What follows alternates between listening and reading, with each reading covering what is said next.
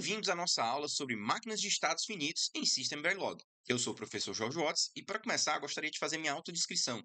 Eu sou loiro, tenho pele clara, tenho 1,75 m de altura, não estou utilizando barba e estou com uma camisa preta de algodão. Hoje, vamos aprender como codificar máquinas de estados finitos e máquinas de estados finitos com caminho de dados em System Verilog.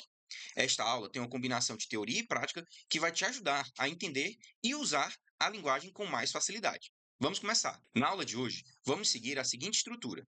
Primeiro, faremos uma visão geral rápida sobre o que vamos abordar. Em seguida, vamos aprender o que era um diagrama de estado e suas características e como podemos utilizá-lo para modelar máquinas de estados finitos. Depois, vamos ver como construir essas máquinas usando o System Verilog e como criar test benches para testá-las. Na sequência, vamos aprender sobre máquinas de estados finitos com caminhos de dados. Isso nos permitirá construir circuitos que combinam unidade de controle e caminho de dados para implementar algoritmos diretamente em hardware. Por fim, vamos fazer uma recapitulação dos principais pontos da aula. Preparados? Então vamos começar. Ao final desta aula, você terá compreendido o funcionamento de máquinas de estado Mealy e Moore e será capaz de criar e simular essas máquinas de estado utilizando o System Verilog. Além disso, entenderá como funcionam as máquinas de estados com caminho de dados e como aplicá-las na implementação de sistemas em hardware. Na última aula, vimos como projetar circuitos sequenciais em System Verilog. Realizamos a simulação de vários desses circuitos com flip-flops, registradores e contadores. E também aprendemos a construir test benches para testá-los. Na aula de hoje, vamos avançar um pouco mais e aprender sobre um tipo muito importante de circuito sequencial: as máquinas de estados. Uma máquina de estado é um circuito sequencial que transita entre um número finito de estados. Ela é semelhante a um contador, mas com uma diferença importante. A transição de estados são controladas pelas entradas e pelo estado interno do circuito. Quando falamos das saídas em máquinas de estados, existem dois tipos principais: Mealy e Moore. Na máquina do tipo Mealy, as saídas dependem tanto das entradas quanto do estado interno do circuito. Já na máquina do tipo Moore, as saídas dependem apenas do estado interno. As máquinas Mealy geralmente possuem menos estados do que as máquinas Moore e têm uma resposta mais rápida, pois as saídas podem mudar imediatamente com as entradas. Por outro lado, as máquinas Moore são mais estáveis e costumam ser mais fáceis de projetar, já que as saídas só dependem do estado atual. Esses circuitos têm uma ampla gama de aplicações, especialmente na construção de controladores digitais. Eles são utilizados para gerar sinais em interfaces de comunicação serial, barramentos, controles de motores, algoritmos sequenciais, dentre outros. A imagem a seguir mostra o diagrama de blocos de uma máquina de estado. Você pode perceber que ele é muito parecido com o diagrama de circuitos sequenciais, porque, afinal, uma máquina de estados é um tipo de circuito sequencial. Nesta aula, vamos aprender como construir esse tipo de circuitos utilizando o System Verilog. Vamos lá? Antes de aprendermos como codificar esse circuito, vamos conhecer uma forma gráfica de representar uma máquina de estado. Nesse diagrama, os estados são representados por nós. Dentro de cada nó, encontramos o nome do estado e o valor da saída, já que estamos modelando uma máquina do tipo Moore. As transições entre os estados são representadas por arcos. O valor colocado acima de cada arco indica a entrada que provoca essa transição. No diagrama apresentado, temos 4 estados e uma entrada que pode ser 0 ou 1. Essa máquina foi projetada para destacar uma sequência específica de valores. Consegue descobrir qual é? Toda vez que a sequência 1, 0, 1 aparece na entrada, a saída vai para nível lógico alto. Vamos aproveitar o exemplo do diagrama de estados no detector de sequência binária para implementá-lo em System Verilog. Começamos definindo o módulo que terá as entradas clock, reset e din, onde din é o dado de entrada. Em seguida, definimos uma saída chamada dout, que indicará se a sequência foi detectada. Para representar o estado da máquina, vamos criar um tipo de dado enumerado, enum, com os valores S0, S1, S2 e S3. Esse tipo de dado será chamado de type state. Precisamos também salvar o estado atual da máquina em um registrador. Como vimos na aula passada, para isso usaremos dois sinais, state next e state. Com o sinal next, representamos o valor que o registrador assumirá no próximo ciclo de clock. Já o sinal com reg guarda o valor atual do registrador. Por fim, criaremos o registrador utilizando um bloco alwaysFF, como já vimos na última aula. Agora, vamos montar o bloco alwaysComb, que será responsável pela lógica das transações de estado e, ao mesmo tempo, pela atribuição da saída do circuito. No início do bloco alwaysComb, atribuímos valores iniciais para os sinais next e dout. Isso é muito importante, pois as saídas combinacionais precisam ter valores atribuídos em todas as condições. A lógica das transições de estado e das saídas será implementada com a estrutura case, que organiza muito bem os estados da máquina. No estado S0, verificamos se a entrada DIN está em nível lógico alto. Se estiver, atualizamos o state next para S1. É importante observar que apenas o valor do state next é modificado aqui, o que significa que a máquina só mudará de estado no próximo evento de clock. As transições de estados, portanto, são sincronizadas com o clock. No estado S1, verificamos que DIN está em nível lógico baixo. Se estiver, atualizamos o state next para S2. No estado S2, verificamos novamente se DIN está em nível lógico alto. Se estiver, mudamos o state next para S3. Já no estado S3, temos duas condições. Se DIN estiver em nível lógico alto, atribuímos S1 a state next. Caso contrário, voltaremos ao estado S0. Por fim, ainda no estado S3, colocamos a saída dout em nível lógico alto, indicando que a sequência de bits foi identificada com sucesso. Agora, precisamos testar o nosso circuito. E para isso, vamos escrever um test bench. Você vai perceber que a estrutura desse test bench é muito semelhante à que vimos na última aula. Começamos declarando o módulo, os sinais de controle e fazemos a instalação dos componentes que queremos testar. Em seguida, criamos dois blocos, um para gerar os sinais de clock e outro para o reset. Depois disso, adicionamos um terceiro bloco do tipo initial. Nesse bloco, configuramos o arquivo de forma de onda e geramos os sinais de entrada DIN sincronizados com eventos de borda de. Depois disso, adicionamos um terceiro bloco do tipo initial. Nesse bloco, configuramos o arquivo de forma de onda e geramos os sinais de entrada DIN sincronizados com o evento de borda de descida do clock. Agora é com você. Pause o vídeo, reproduza esse exemplo utilizando o Icarus Verilog para simular e o GTK Wave para visualizar as formas de onda. E aqui vai um desafio. Tente melhorar o test bench para verificar mais casos e garantir que o circuito está funcionando corretamente. Esta figura mostra o resultado da simulação do circuito detector de sequência. Observe com atenção a temporização entre os sinais state next e state reg e tente acompanhar como o estado interno do circuito evolui em relação à entrada DIN. Perceber essa relação é fundamental, pois ajuda a entender o comportamento da máquina de estados ao longo do tempo. É importante que você desenvolva experiência na análise das simulações, pois isso será essencial para identificar possíveis problemas e validar o funcionamento correto do circuito. Agora, vamos apresentar um segundo exemplo.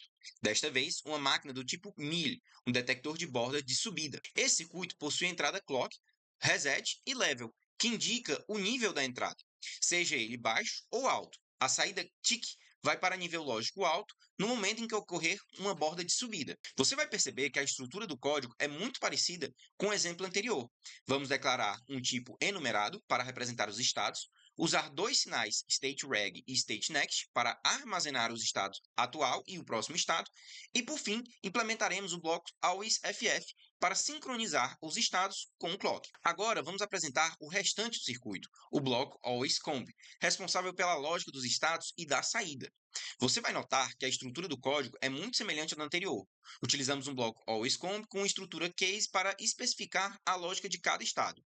A diferença nesse caso é que a saída TIC é modificada durante a transição entre o estado 0 e o estado 1. A diferença nesse caso é que a saída TIC é modificada durante a transição entre o estado 0 e o estado 1. Outro detalhe importante é que, neste exemplo, incluímos a opção Default, que atribui ao StateNext o valor correspondente ao estado 0. Isso garante um comportamento bem definido, caso nenhum outro estado seja correspondido. Vamos criar um test bench para nosso detector de borda de subida. Primeiro, declaramos o módulo e os sinais instanciamos. Primeiro, declaramos o módulo, os sinais e instanciamos o circuito que será testado. Em seguida, criamos dois blocos, um para gerar clock e outro para o reset. Esses blocos vão garantir que os sinais de controle sejam corretamente aplicados ao circuito durante a simulação. Em seguida, criamos um bloco para gerar os sinais de entrada level e configuramos a geração do arquivo de forma de ondas. Utilizamos a estrutura repeat junto com o do clock para sincronizar a mudança de entrada de level com os eventos do clock. Isso garante que as alterações aconteçam de forma precisa. Agora é a sua vez. Dê uma pausa no vídeo, reproduza esse exemplo usando o Icarus Verilog para a simulação e o GTK Wave para visualizar as formas de onda. Agora, vamos ampliar o poder das máquinas de estado adicionando um bloco operacional que será responsável por realizar ações sobre um conjunto de registradores. Com isso, a máquina de estados vai poder determinar a sequência na qual essas operações serão realizadas. Esse é o conceito central para implementarmos algoritmos em hardware digital, utilizando o modelo de projetos RTL, Register Transfer Level. Observe a figura. Ela mostra o caminho de dados, que é essencialmente um circuito digital formado por registradores, elementos de roteamento, como multiplexadores e circuitos aritméticos. Além disso, a figura ilustra a sequência de operações realizadas nos diferentes estados. Por exemplo, no estado S0, temos a operação R1 recebe 8. No estado S1, é executada a operação R1 recebe R1 mais R2. E assim por diante, com cada estado controlando uma operação específica no caminho de dados. Dessa forma, conseguimos integrar controle e operações, permitindo a implementação de algoritmos diretamente em hardware. Estava pausado. Essa ferramenta é extremamente importante para o projeto de circuitos mais complexos.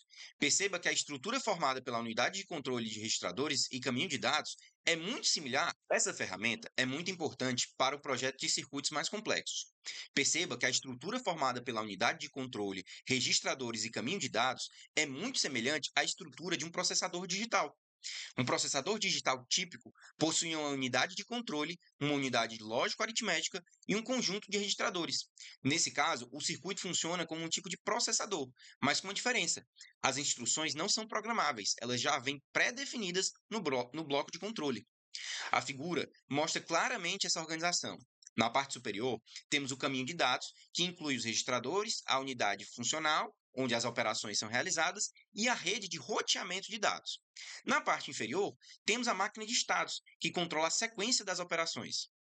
Agora, vamos aprender como implementar essa estrutura em System Verilog por meio de um exemplo prático. Nosso exemplo será um circuito que calcula o enésimo termo da série de Fibonacci. Você provavelmente conhece a famosa série de Fibonacci, que possui uma definição recursiva. Os dois primeiros números da série são 1 e os seguintes são a soma dos dois números anteriores. Vamos começar apresentando um código em Python que implementa de forma iterativa o cálculo do enésimo termo da série. No código, passamos um argumento inteiro n, que apresenta a posição do termo desejado. Iniciamos duas variáveis, t0 com o valor 0 e t1 com o valor 1. Caso n seja igual a 0, retornamos o valor 1, que corresponde ao primeiro número da série. Caso contrário, entramos em um laço while, onde calculamos os termos da série 1 por 1. Aqui está o passo a passo da lógica dentro do laço. Primeiro, vamos guardar o valor de T1 em uma variável auxiliar chamada de. Em seguida, atualizaremos T1 somando os valores de T1 e T0. Depois, atualizamos T0 com o valor armazenado na variável A. Por fim, decrementamos a variável de controle n e o laço continua enquanto... Por fim, decrementamos a variável de controle n e o laço continua enquanto n for maior do que 0. Essa implementação é bastante simples, mas agora vamos explorar como transformar essa lógica em um circuito digital utilizando uma máquina de estados com caminho de dados. Para transformar esse algoritmo em um circuito digital, começamos definindo o módulo com as seguintes entradas e saídas. A entrada de clock, reset e start. O sinal das entradas clock, reset e start.